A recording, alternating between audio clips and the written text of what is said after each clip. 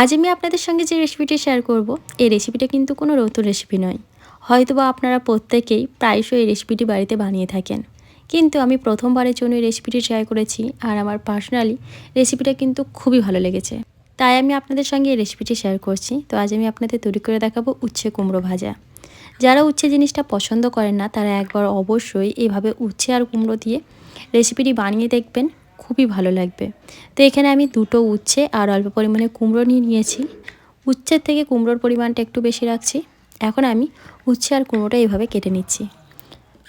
উচ্ছেটাকে এভাবে লম্বা লম্বা কেটে মাঝ বরাবর একটা কাট লাগিয়ে দিয়েছি। তো এরকম আমি উচ্ছেগুলো কাটছি, আর কুমড়োটাকেও এরকম লম্বা লম্বা করে কেটে নেব। উচ্ছের তেতো আর মিষ্টি কুমড়োর মিষ্টি, এই দুটো জিনিস মিশিয়ে দারুণ স্বাদের একটা রেসিপি কিন্তু তৈরি হয়। খুব সহজ এবং খুবই ইজি এই রেসিপিটা। আপনারা অবশ্যই উচ্ছে আর কুমড়ো যদি বাড়িতে থাকে, একবার এইভাবে রেসিপিটি বানিয়ে দেখবেন।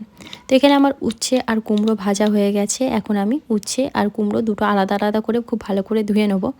একটা কড়াইয়ের মধ্যে দিয়ে দিচ্ছি 1 টেবিল স্পুন সর্ষের তেল। তেলটাকে গরম করে ফোড়নের জন্য দিয়ে দেবো প্রথমে একটা শুকনো লঙ্কা ফাটিয়ে দিয়ে দিলাম। লঙ্কাটাকে কয়েক সেকেন্ডের জন্য ভেজে নেওয়ার পর এখানে আমি ফোড়নের জন্য দিচ্ছি 1/4 টেবিল স্পুন কালো সর্ষে। সর্ষেটা দেওয়ার পর একটুখানি নাড়াচাড়া করে এর মধ্যে দিয়ে দিচ্ছি কেটে ধুয়ে রাখা উচ্ছেগুলো। উচ্ছেটাকে এখন আমি মিডিয়াম ফ্লেমে 1.5-2 মিনিটের জন্য রান্না করে নেবো ঢাকা চাপা দিয়ে, যাতে উচ্ছেটা একটু সেদ্ধ হয়ে আসে। ঢাকা চাপা দিয়ে মিডিয়াম ফ্লেমে আমি 2 মিনিটের জন্য উচ্ছেটাকে রান্না করে নিয়েছি। এখন এর মধ্যে দিয়ে দিচ্ছি কেটে রাখা কুমড়োটাও। এখন কুমড়ো আর উচ্ছে মিডিয়াম ফ্লেমে আরও 2-3 মিনিটের জন্য রান্না করে নেব।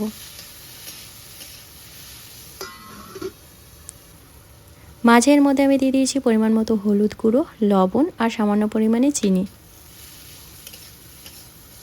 এখন গ্যাসের ফ্লেম মিডিয়াম টু হাই রেখে উচ্ছে কুমড়োটাকে একটু লাল লাল করে ভেজে নেব।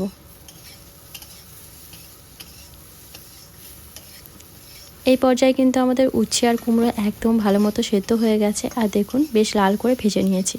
তো আমাদের উচ্ছে কুমড়ো ভাজা কিন্তু একদম রেডি। গরম গরম ভাতের সাথে প্রথম পাতে এই উচ্ছে কুমড়ো ভাজা সার্ভ করুন, আশা করি সকলের ভীষণ পছন্দ হবে। আর আজকের রেসিপিটি যদি আপনাদের ভালো লাগে, তাহলে কিন্তু অবশ্যই ভিডিওতে একটা লাইক দিয়ে চ্যানেলটা সাবস্ক্রাইব করার পাশে থাকবেন।